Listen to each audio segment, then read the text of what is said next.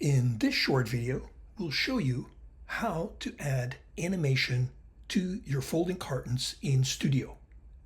Starting from an ArtiosCAD ARD file, open up this ARD file in Studio Toolkit.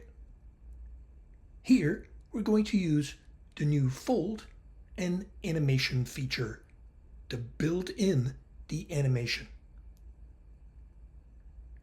Use the Add keyframe followed by a fold operation using the folding angle, either using the slider or numerically specifying.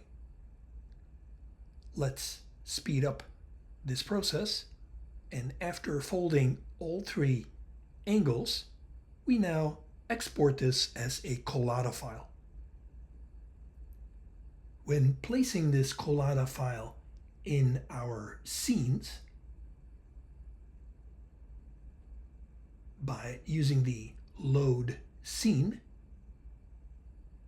we now see an option at the bottom of the Studio Designer window to show this animation in full screen. Use a screen recording software to record this sequence. Thanks for watching.